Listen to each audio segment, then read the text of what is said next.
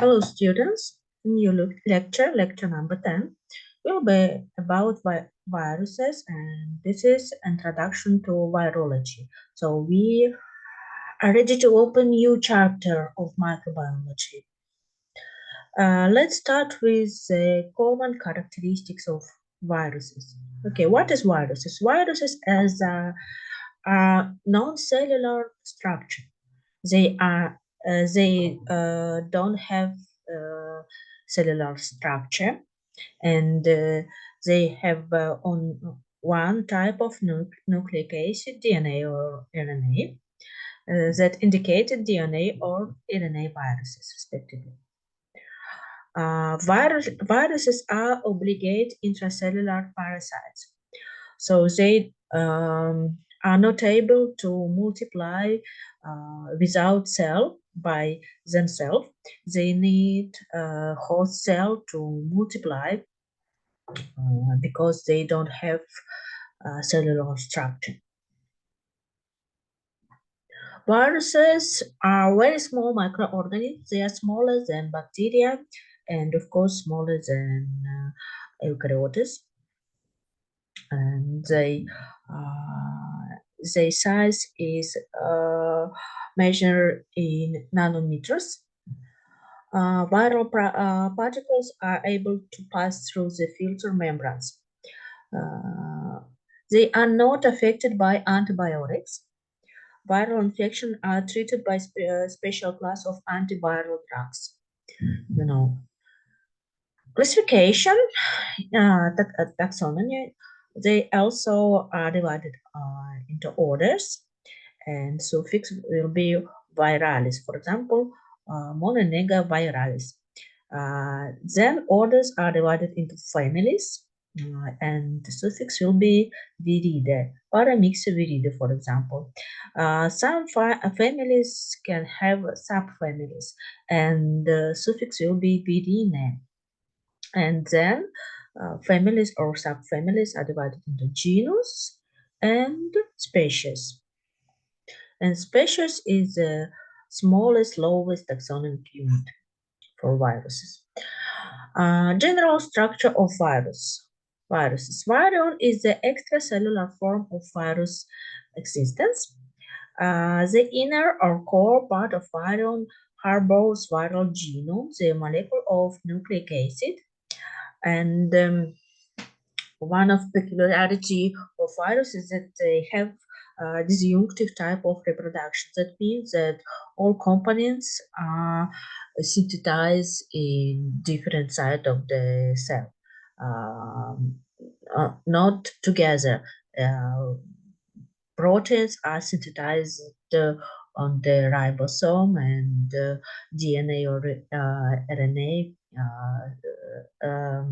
replicate in cytoplasm or in nucleus. It depends on the which it depends on type of nucleic acid, and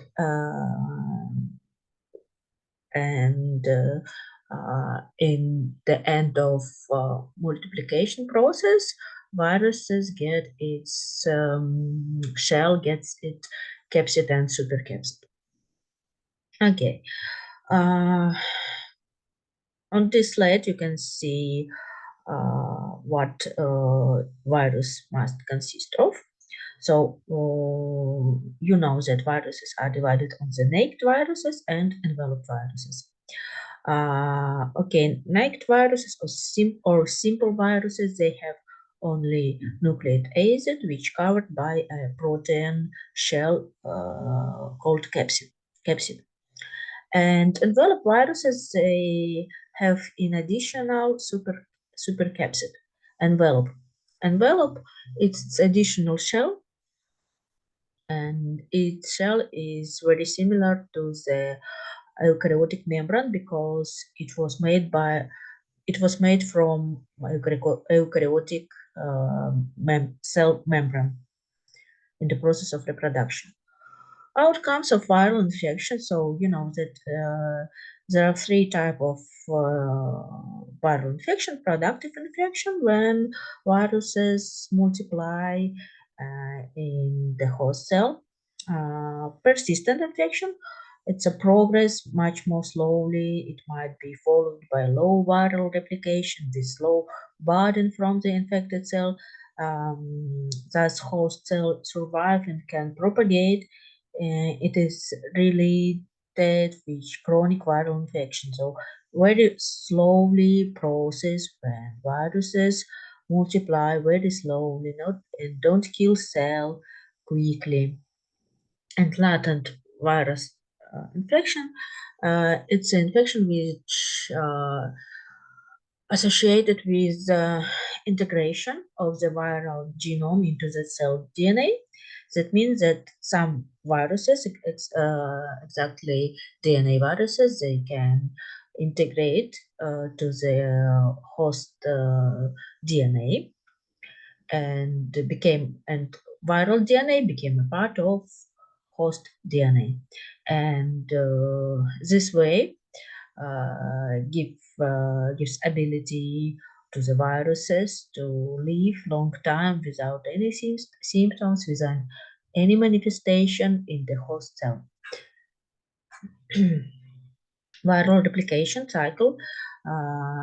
So to multiply, viruses must be inside the host cell, so they can't multiply by themselves.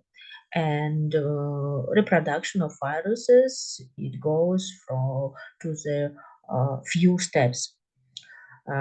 Viral attachment, adsorption, penetration or entry, uncoating, biosynthesis of viral components, morphogenesis with assembly of viral particles, and virion release or egress.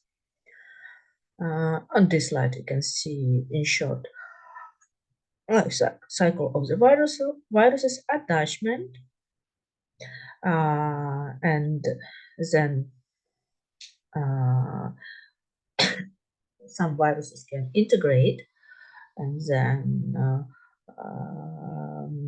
synthesis uh, uh, of viral proteins and replication of viral nucleic acid, and then formation of new virions assembly, and then releasing which can cause cell death or which can cause uh, which can be without quickly cell death.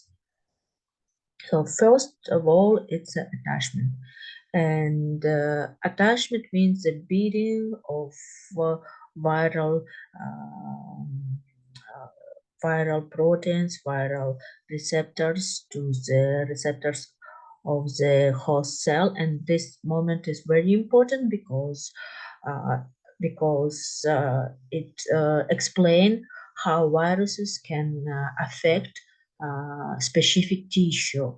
And so you know that there are respiratory viruses which attach respiratory cell and multiply in respiratory cell. Enterotropic viruses which infect only enterocytes, or for example also neurotropic viruses which have ability to multiply inside the neural cell. So, and it is because of ability viruses interact with special host cell receptors, and they interact with this receptor by viral um, viral proteins, viral glycoproteins, and other structure which presence in their um, uh, which presence on uh, their surface. Okay, next step is entry, and it can be by two ways. First way is uh, by in, by endocytosis. So virus uh, make virus make host cell to engage it, to engulf it, to eat something like to eat, to catch it, and format the uh, endosome. And second way is by fusion uh, of the viral supercapsid enveloped um, with the host cell. And this type of entry uh, is um, is possible only for enveloped viruses. So snake viruses, they usually enter by endocytosis, but enveloped viruses, uh, they use membrane fusing to entry, and also some viruses, they can use mixed way of entering, when first step is formation of the endosome, endocytosis, and then viral viral envelope fuse with the membrane of endosome. Okay, and then after entering viral nucleic acid became free from its capsid. It's this step have a name uncoating, when it dries off and protein protein capsid destroyed by the cell protease, and nucleic acid became free. And then step is synthesis of proteins on the ribosome, and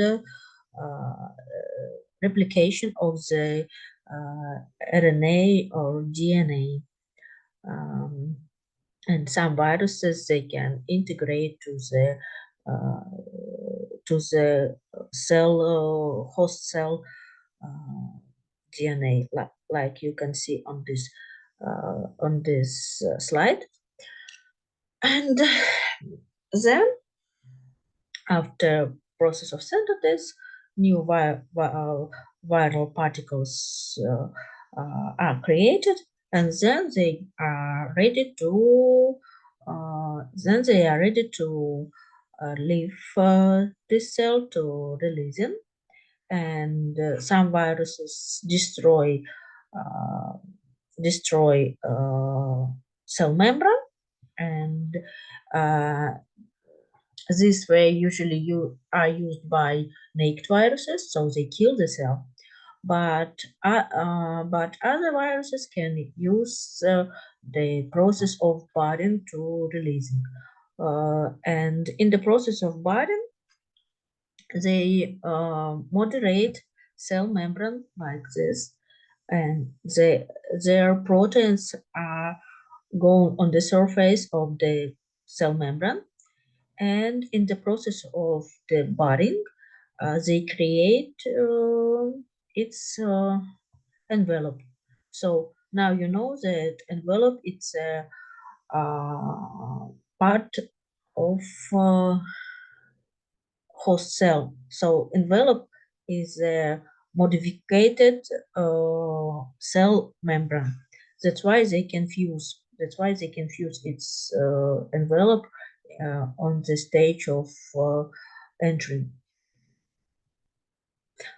Laboratory diagnosis of viral infection, methods for viral cultivation. Viruses, they don't have cellular structure. That's why they can't be that's why they can't multiply in the artificial media. They need live cell for multiplication, for reproduction, and so for cultivation viruses can be used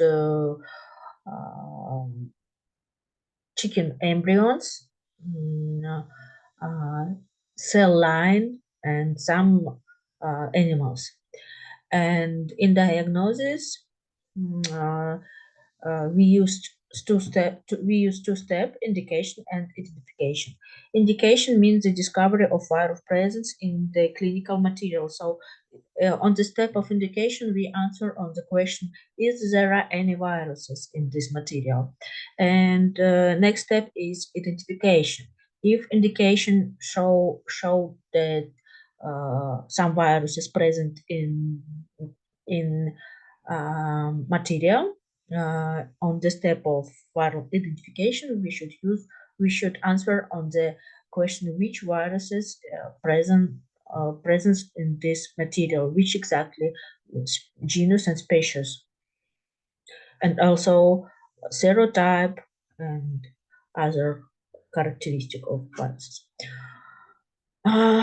So in diagnostics, you can be used this methods: direct examination and indirect examination, and serology. Direct examination means antigen detection by serological reaction. For example, ELISA or immune fluorescence. Also, electronic microscopy, uh, when viral particles can be found in the material, but this method not um, is not very often applied because electron microscopy is not cheap. Is not cheap. Light microscopy can find histological appearance of like inclusion bodies, something like that. And viral genome detection with specific nucleic acid probes, polymerase chain reaction is the main method to direct examination. So two main methods to direct examination. Direct examination means to find viruses, to find virus, and it can be done by ELISA with the purpose to find viral antigen in the material, and by PCR with the purpose to find viral DNA in the material. Also, isolation of viral cultures, it can be done on the laboratory cells cultures, like that, chicken embryons, and laboratory animals. The main aims of viral cultivation assume the efficient laboratory diagnosis on viral infection, investigation of pathogenesis of viral disease, and laboratory design and trials of antiviral drugs and vaccines. Nowadays, we don't use this method in routine diagnosis because we have PCR. Okay, this is the steps of viral cultivation. So you can use for this purpose specific cell cultures can be used, and laboratory laboratory animals, and chicken embryons, and it can be injected in different places. It depends on the purpose of the research. Okay, cell cultures are most widely used for virus isolation. There are three types of the cell cultures: primary cell, monkey kidney, semi-continuous cell, human embryonic kidney and skin fibroblast, and continuous cell like HeLa, Vero, Hep, LLC, P. And the difference between continuous cell and primary cell means that primary cell it's a cell from the organ, from the some animals. But continuous cell it's a cell which was get by the hybridization of embryonic cell and tumor cell. And the main feature of continuous cells that they can multiply in laboratory condition, in vitro. Okay, indication of viral growth in the cell tissue. Indication, I will repeat this stage answer on the question, is there any viruses in the material? And so to detect viruses in the material, to detect presence of viruses, we can use microscopy and find that cell the cell were changed, and this changing was associated with viral infection, because you know that enters that virus to the virus can enter to the human cell and multiply, and so they change human cell. And the name of this process is cytopathic effect, such as ballooning of the cell or syncytial formation, maybe specific or non-specific. And also, presence of the cell can be shown by hemasorption. Some viruses, they have hemagglutinins on their surface, and when these viruses enter to the human cell, it leaves its hemagglutinin on its surface. So if cell infected with viruses with hemagglutinins, this cell have hemagglutinins on will have hemagglutinins on the on its surface, and the cell will be possible to agglutinate erythrocytes. So it's very simple. In fact, cell culture with material and then add erythrocytes. If cell became to absorb, became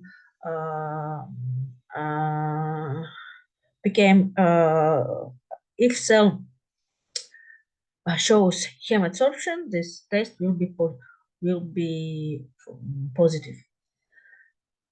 Okay, also on this slide you can see cytopathic effect, not only ballooning, also like lysis, degeneration, localization, syncytium, and other. Then you can read more deeply about these effects. For example, syncytium formation on this slide, when the cell lose its intracellular membrane and create a big multicellular cell like that. On this you can see big cell with a few nucleus. Big cell with a few nucleus. Okay, cytopathic effect of enteroviruses, ballooning of the cell, and also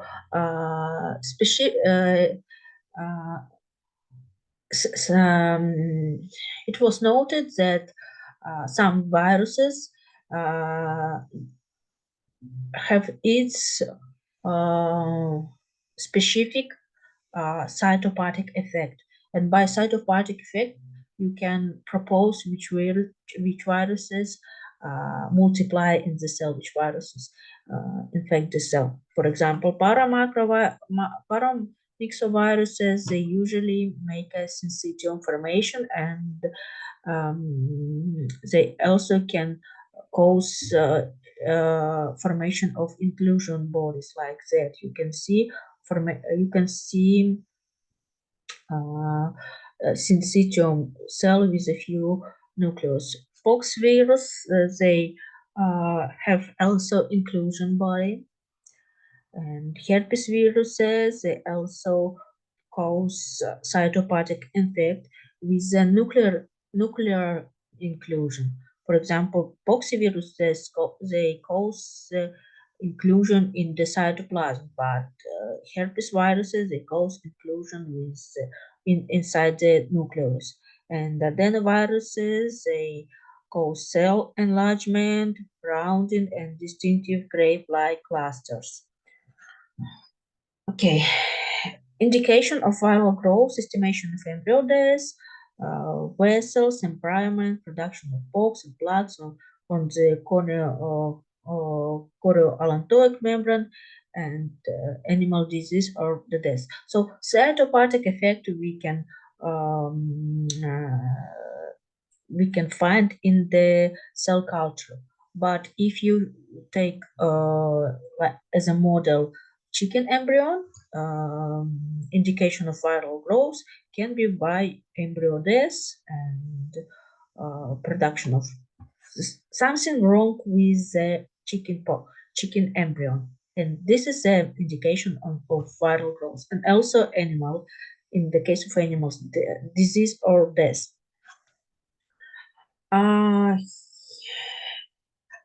Also, hemasorption phenomenon can be noticed in the case of viruses which have hemagglutinins, and as I said previously, in the case of cell culture, this phenomenon can be observed by the adding of enterocytes to the cell which were infected with the material. But in the case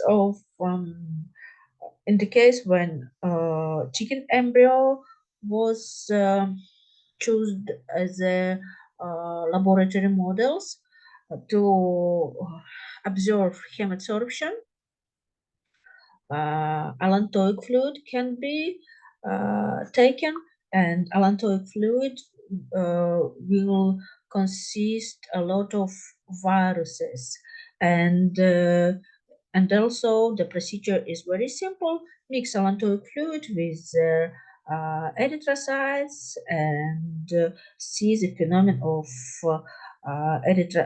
hemasorption, of aggregation of the red blood cell, because allantoic fluid will consist a lot of viruses which have hemagglutinin, the substance which can agglutinate erythrocytes. Okay, as you can see on this slide, this is erythrocytes, and without in the negative reaction, when virus is absent in the allantoic fluid, reaction will be negative, because without hemagglutinins, erythrocytes not aggregate. And if in the allantoic fluid viruses which have hemagglutinin presence, they will interact with the red blood cell and make a hemagglutination. And this step have a name, indication. And also next step is the identification. So indication answer on the question: is there any virus? Are there any viruses? But identification answer on the question which viruses present in this allantoic fluid, in this material. So to know that, you should use antibodies, specific antibodies. For example, you propose influenza viruses. You take antibody against influenza viruses type A, for example, and mix with the allantoic fluid before interaction with red blood cell, and these viruses are neutralized by the antibodies, and erythrocytes not aggregated are not aggregated. And so if you see on the step of identification positive reaction with hemagglutination, next step will be repeating of this reaction, but with the addition of specific antibody.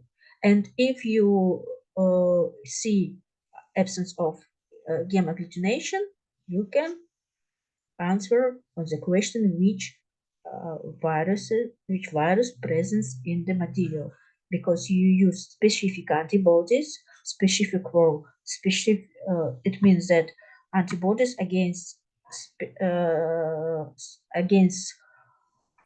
some specific genus and species, and by these antibodies you can find the viruses. If antibodies which you choose are blocked agglutination, so this is positive reaction. If hemagglutination continue, that means that in this material is another viruses, not, for example, influenza, if you choose influenza antibodies, maybe coronaviruses or other. Okay. And this reaction,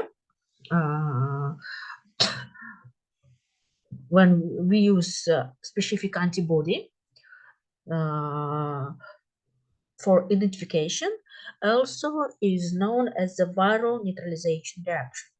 The neutralization means that specific antibody neutralizes the effect of viruses, and neutralization can be observed in the case of hemagglutination, as I explained before, and in the case of cytopathic effect. So when you mix material with cell, you saw some cytopathic effect, for example, inclusion body.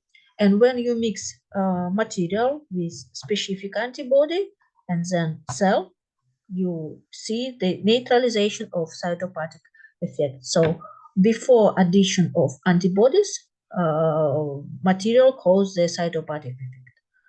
And when you add specific antibodies, any cytopathic effect is absence. That means, and by this antibody, you can identify the viruses. For example, if in the reaction antibodies against the herpes viruses were applied, and this antibody showed neutralization of cytopathic effect, that means that that in this material presents herpes viruses. And also for identification, after indication, PCR or ELISA can be applied. Okay, neutralization test. So this is, as I explained previously, neutralization of hemagglutination. Antiviral immune defense. Okay, we have in our body native immune defense, non-specific, and specific. And main agent of native antiviral immune defense is interferons. Interferons are produced by most tissue cell when they infected by a virus. So if cell infected with a virus, they start to produce interferons, and it diffuses to infected cell and bind to the surface receptor stimulates macrophage and natural killers, stimulate production of antiviral proteins which block viral replication, inhibit growth of viral infected cell, suppress growth of tumor cell, and alpha interferon is used against hepatitis C virus. Okay, natural killers. They also agent of non-specific innate immunity, and you know that nature killers, they check the MHC class 1 MHC first receptor, and if the cell has normal MHC receptor, nature killer not kill it, not affected. But if it finds the cell which don't have MHC receptor, or its MHC receptor is changed, this cell will be recognized as a wrong infected cell and will be destroyed by natural killers, enzymes, perforins, and granzymes which destroy cell membrane. And also, we have specific immune system which released with antibodies and T cells. They act. Their action is very similar to natural killers, but natural killers they uh, they are they have common effect. So they checked natural killers. They have common effects. That means that they check all cell. It's just their work. But their work is just to find something wrong and to kill wrong cell. But specific CD8 cell, they are cell of the specific adaptive immunity, and before they start to work, they need to be activated. They need to be to have sensitivity, and all steps of sensitivity with antigen presentation, activation of T helpers, CD4 cell, and then activated of T helper CD8 cell must occurs, and only after that T cell start to work, and they will go and will find the cell which are infected with specific viruses, which specific which they will affect cell which have specific antigen on in their MHC receptor. They not kill any wrong cell.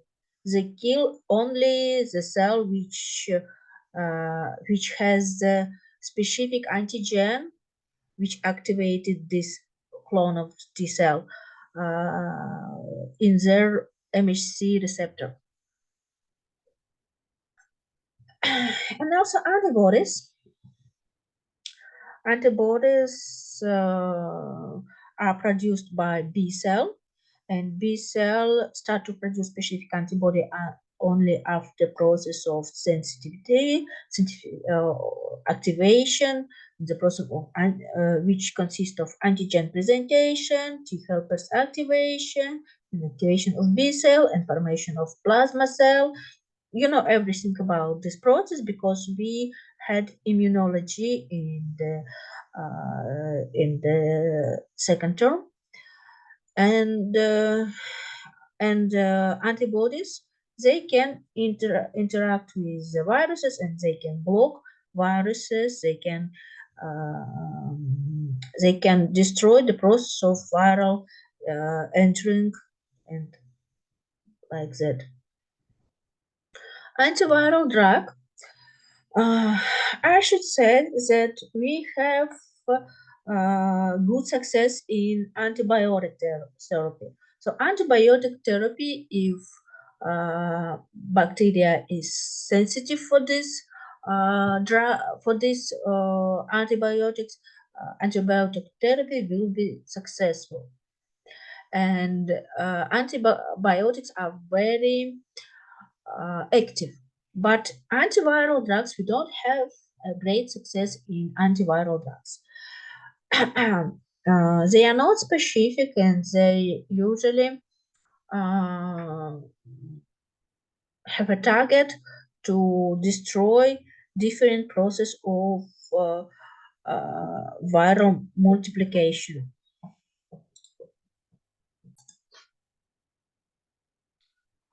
Um, Most of antiviral drugs interact with the first step of viral multiplication, so they can destroy the process of absorption and fusion and the process of entering. Also, some antiviral drugs destroy the process of uncoating, for example, amantadine, and also they can destroy the process of protein synthesis, like because they can inhibit protease, and also some antiviral drug can destroy the process of integration, and some antiviral drug destroy the process of viral assembly and releasing. Oh.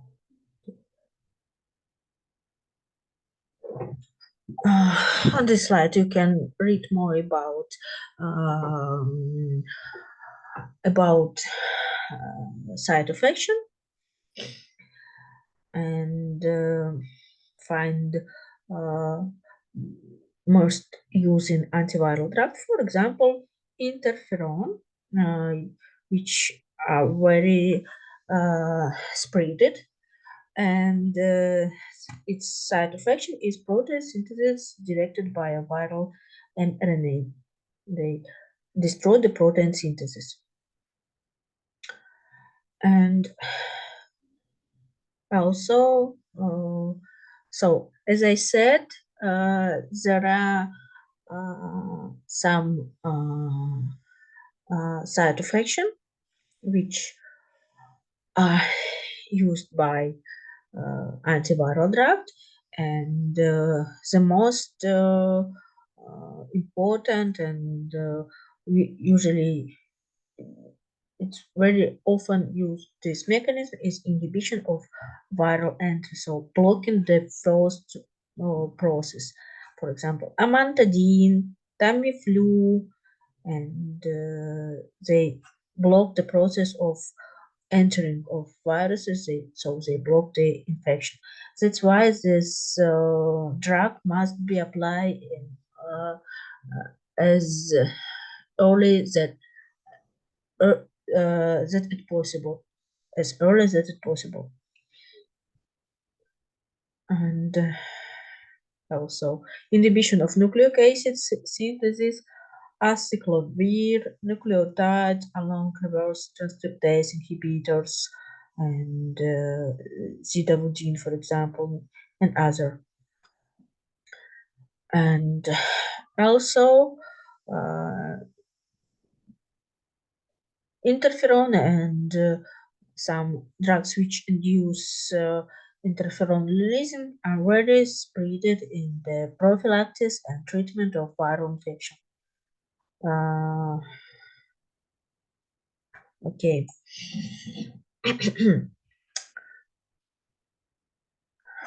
Causative agent of viral respiratory infection. Let's start with orthomyxoviruses. Orthomyxovirus is a causative to this group. Causative agent of influenza is belong to, and influenza is known from the Hippocrates era. Further flu-like epidemics were described in Middle Age. Well documented are influenza epidemics of 1890 and 1900 years. Okay, the most famous is global influenza epidemic, Spanish flu, which were in 1980 and 1990. And it takes about 20 million people's life. Viral etiology of influenza was established by Smith, Andrews, and Lidlow, but you should know that previously they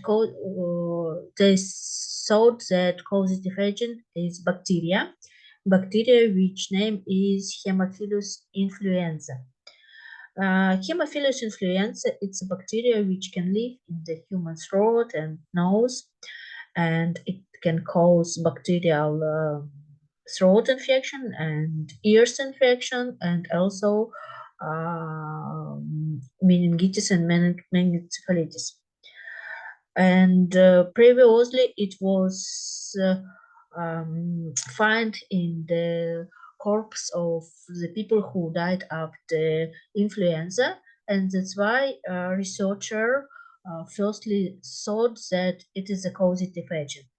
But in that moment they can't find the viruses, and that's why these bacteria have a name, Haemophilus influenza, but it is not causative agent of influenza. And etiology of influenza was established and only in 1933. Viruses of influenza type A. So there are three types of viruses: A, B, and C. And the most angry is type A. It causes global epidemics. It can cause global epidemic because of non-stable genome and higher mutation. And influenza type B virus usually accounts for seasonal influenza outbreaks at time intervals of 3 or 6 years. And influenza C virus promotes only mild sporadic form of disease. Influenza C, it's a very rare infection. Usually we meet with influenza type A. This difference really upon the virus type A ability to undergo gene reassortment with subsequent change of viral antigenic structure. So virus type A can change its antigenic structure by changing of its genome. All of pandemic strains are the reassortants between avian and human influenza virus, except Hong Kong flu virus. Classification. Influenza viruses belong to the family of the Myxoviridae, and this family is separated on 3 genera: influenza viruses A, B, and C. Viruses subtyping is according to antigenic difference of the surface of glycoproteins, hemagglutinin H and neuraminidase N. Currently, 80 subtypes of H1, H18, and 11 of N. neuraminidase. H means hemagglutinin and N means neuraminidase. And there are 18 subtypes of hemagglutinin and 11 subtypes of neuraminidase. And by the combination of type of hemagglutinin and neuraminidase, virus subtype is named. For example, N1H1 means the first neuraminidase and first hemagglutinin and, and other. Structure. It's a RNA virus and consists of single-stranded negative RNA which is segmented into 8 fragments. So it's a segmented RNA. It's an enveloped virus, spherical shape. The size is about 18 or 120 nanometers, and it also has helical symmetry. And on its surface, there are different spikes, hemagglutinin and neuraminidase. So look at this picture. You can see 8 separated negative RNA, and they have nucleoproteins, nucleocapsid, and also it has a envelope. And on the surface of envelope, there are glycoproteins, hemagglutinin, and neuraminidase. Viral hemagglutinin is a major viral receptor that binds to the sialic acid residues of receptors of our upper respiratory tract epithelial cell. It is able to agglutinate the erythrocytes of different species. So hemagglutinin, it's a, factor which initiate the process of binding. So it's a very important part of the viruses. By this hemagglutinin, virus interact with cell receptors and decide to infect it. Viral neuraminidase is the sialidase enzyme that hydrolyzes sialic acid in external mucous layer of respiratory tract, thus facilitating viral entry. So, viral hemagglutinin is necessary for binding, while viral neuraminidase is necessary to entry. Also, this enzyme is essential for viral release as it prevents viral particles self-agglutination. Both of the proteins are of strong antigenic activity, causing neutralizing antibody production. So, neuraminidase and hemagglutinin are strong antigen. Genetic reassortment.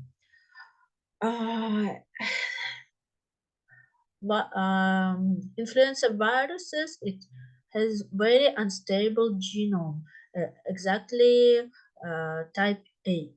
Type B, it has more stable, and C, it does not change its genome. But A have a high level of the modification of its antigen. Segment genomic RNA of influenza viruses encoding hemagglutinin and neuraminidase is capable of gene segment reassemblage, known as genetic reassortment. Genetic reassortment means mixed with another when viruses can mix their genome with another viruses, usually with viruses with different types or with with viruses with animals or avian birds viruses, and by this reassortment, so new subtype can appear, and viral antigenic um, uh, changing have two ways: genetic shift and genetic drift. Genetic shift, it's a sharp viral genomic changes that usually occurs between the genomes of type A human and avian influenza viruses after possible co-infection. This co-infection may occur in the cell of pig host. It leads to the rapid creation of new viral subtype. Influenza B and C viruses are deprived of antigenic shield because of little spread of related viruses in animals. So in the organism of the pig, two type of viruses, human and avian, can be mixed, and new subtype can create new subtype. Look at this picture. Human age second and avian age 3 and 8. They are mixed and the new subtype age 3 and second created. This is antigenic shift. Uh, more, more. It's a bigger changing than drift. And what is drift? Drift means the minor genetic variation of viral protein encoding sequences ensuing from the point mutation of this gene. It leads to gradual viral escape from the action of host-specific antibodies. So, drift, it's a point mutation of hemagglutinin and neuraminidase, not new type of hemagglutinin and neuraminidase, just new configuration. The type of neuraminidase and hemagglutinin stay previously, but its configuration is changed, and this is enough for formation of new strain.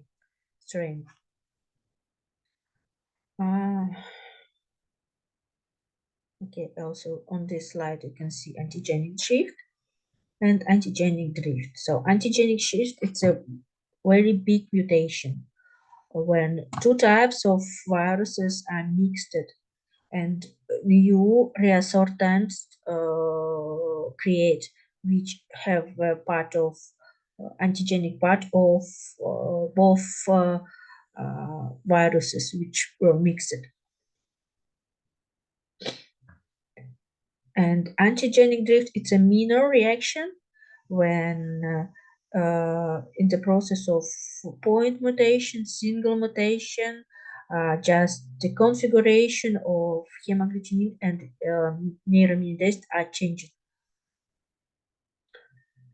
Okay, epidemics I usually start pandemic I usually start with the process of the shift. So antigenic shift, antigenic shift, it's why we have pandemics of why we can have pandemic of the influenza. But after new antigenic subtype, viral start to drift. So first is shift, creation a new new subtype with high pathogenicity. Nobody knows these viruses, and all people start to ill with these viruses, and everybody start to ill, and pandemics occur. But then collective immunity, when people's after people after infection get immunity, and collective immunity start to be wider and start to spread. And but virus, it won't give up, and it start to drift, make a point minor mutation, and new strains occur, new strains appears, and immunity is type specific, strain specific, new strain, new people who ill with it, and that's why human population never never how to say in English. That's why human population never escape from this viruses. It will ever present in our population in our life because it can change its antigen. It always changes always changes antigen, and people will ill with influenza always.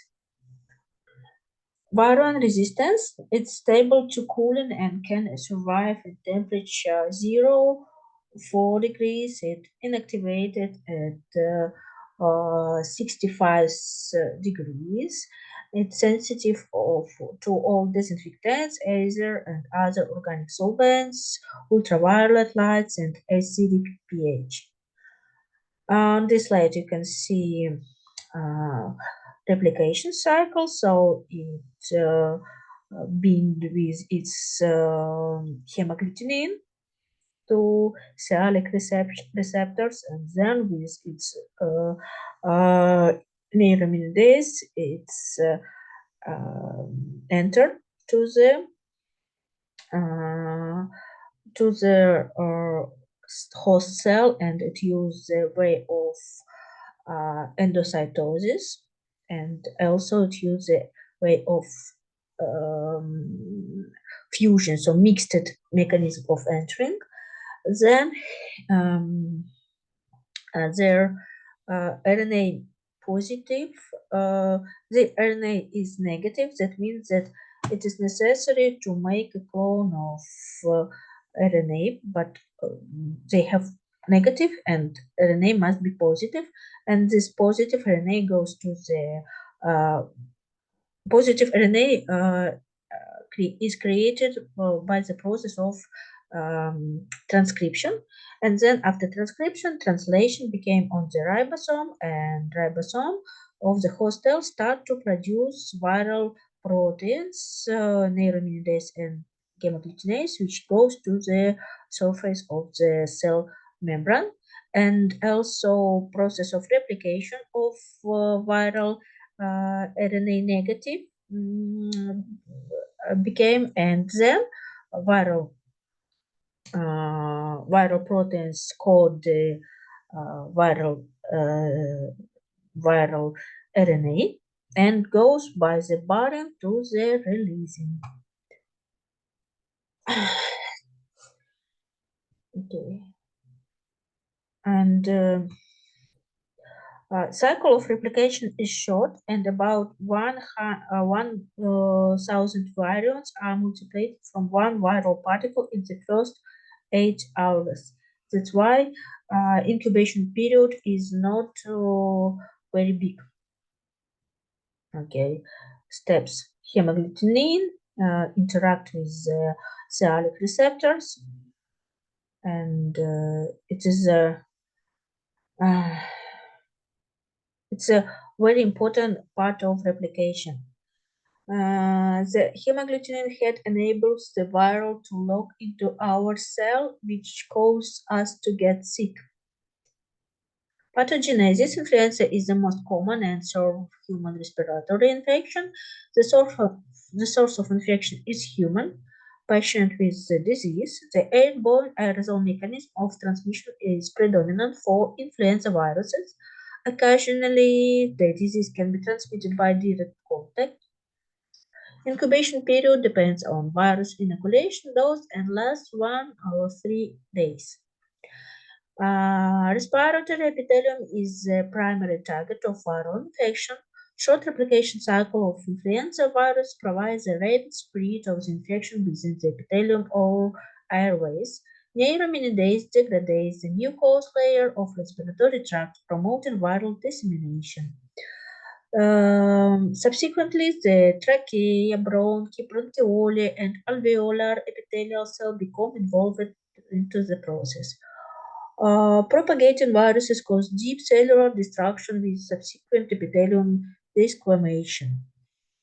That's why we have all symptoms of the viral respiratory infection. Influenza virus affect endothelial cell, resulting in the damaging of microcirculation blood vessels. Influenza is characterized by sudden onset with a headache, dry cough, high fever, and muscular aches. Uncomplicated cases of illness are finished with 5-7 days. Children usually display more severe forms of this disease. Most frequent complication of influenza is pneumonia development. It can be primary viral or secondary bacterial or combined. Secondary immune deficiency resulting in the defect of secretory immune globulin A synthesis and phagocyte dysfunction and the impairment of the ciliary clearance elevates the probability of bacterial complication. The combined viral bacterial pneumonia occurs in 7-10 days of the disease onset and can increase greatly the influenza mortality rate. So the main damage is because of secondary immune deficiency and agent of bacterial infection. Immunity. After the disease, the strong long-acting subtype specific immunity is formed. Subtype specific immunity. That means that every drift and shift will make a new uh, antigenic viral formula and previously immunity will not work. Antibodies to hemagglutinin and neuraminidase possess protective activity. Host interferon activity can inhibit influenza virus replication and accelerate the recovery. Laboratory diagnosis of influenza. It based on virus isolation and identification. As a samples, nasopharyngeal washing and throat swabs can be taken. Specimens should be taken within 3 days after the disease onset. Rapid methods comprise immune fluorescence assay of nasal swabs for viral antigen detection and the identification of viral nucleic acid in patients infected cell by reverse transcription PCR and PCR. Viral cultivation can be done on the chicken embryos, and after 3 or 4 days of cultivation, the reaction of hemagglutination can be done because influenza viruses, it's viruses which have hemagglutinins. And identification is accomplished by hemagglutination inhibition test with a subtype-specific reference antisera to most prevalent viral strains. So, inject chicken embryos with material from the throat of the patient or nasopharyngeal washings, then wait 3 or 4 days, then take amniotic fluid from this chicken embryo and mixed with the red blood cell. If you see hemagglutination, next step will be inhibition of hemagglutination. Take amniotic fluid, mix with specific antisera, for example, influenza type A antibodies, and then add the erythrocytes. If agglutination absence, this reaction is positive, and in this material, uh, uh, presence of influenza A type viruses is established. But nowadays we don't use cultivation very often because we have more sensitive and more quickly and easier methods like PCR and ELISA to detect antigen. And also to find antibodies, it's a method which can be applied only for retrospective influenza infection diagnostics, just to confirm the identification date of viral type and subtype.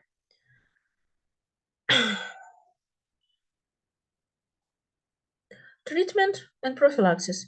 Influenza is extremely contagious.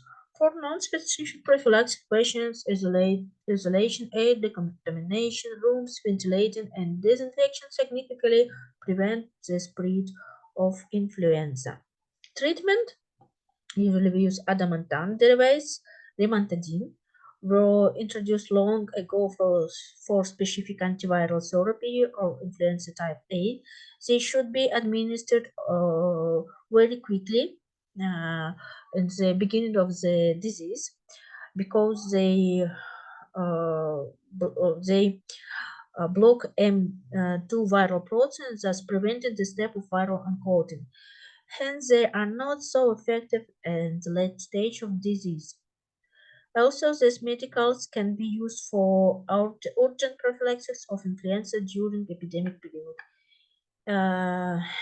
It's an explanation why adamantane works only in the beginning of the disease, and it doesn't work in the middle of the disease and later. Inhibitors of neuraminidase, oseltamivir and zanamivir, prevent the release of type A viruses, so they can be administered on the later phase. Prophylaxis vaccine. We have three types of vaccine: live attenuated vaccine, inactivated split vaccine, and subunit vaccine. Um, all of them are very good and have a big success. In Russia, we usually use subunit vaccines, Gripol or Sovigrip. All of them are combined polyvaccine, contain at least 3 or 4 virus antigen of influenza viruses, subunit vaccine. Okay, look at this picture and you can see the difference uh, between different type of vaccine. So live uh, attenuated vaccine, it consists of live attenuated viruses. Um, whole inactivated vaccines, they consist of killed viruses. And split vaccines, they consist of part of viruses, part of envelope. And subunit, it consists only of neuraminidase and hemagglutinases. And next generation of vaccine, it's a virus-like particle, peptide-based, nucleic acid-based viral vector. Okay, so that's all. Thank you for attention.